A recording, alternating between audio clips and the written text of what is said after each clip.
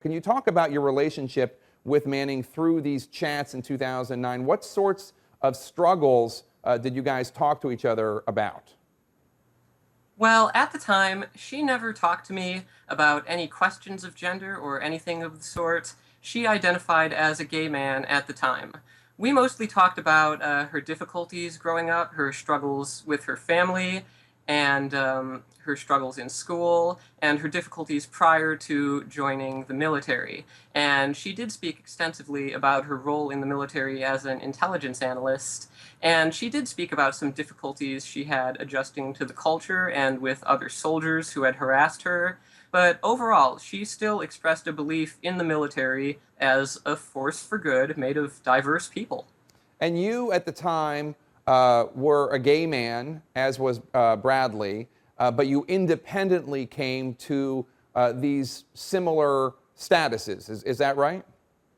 Yes, I started transitioning last year. There's evidence that she was considering transitioning as early as 2010, if not earlier. And when you referred to Bradley Manning, because at the time certainly he was Bradley, when you refer to him as saying that people were harassing him, were they harassing him for being a gay man? For what?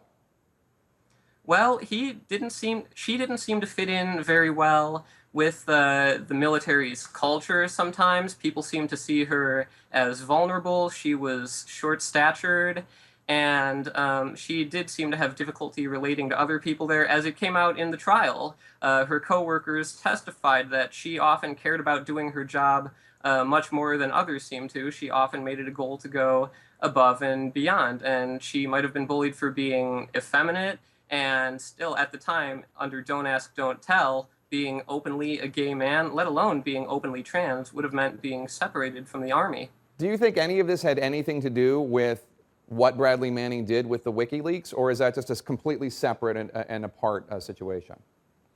I think it's absolutely related to her state of mind at the time and the decisions she made. It came out in the sentencing phase of the trial when various people she had talked to in the military, psychologists and counselors, spoke about how she had had many previous, incidents where it became obvious that she was in need of imminent treatment, and yet this was often pushed to the side because the unit was underpowered and they could not afford to lose any analysts. She did not receive the care she needed, particularly because receiving care for gender dysphoria would have meant separation from the Army. And this is unnecessary because although the Army does exclude trans people currently, there's no reason for this to be the case. Our allies, such as Israel, Britain, Canada, Australia, all of them allow trans people to serve openly.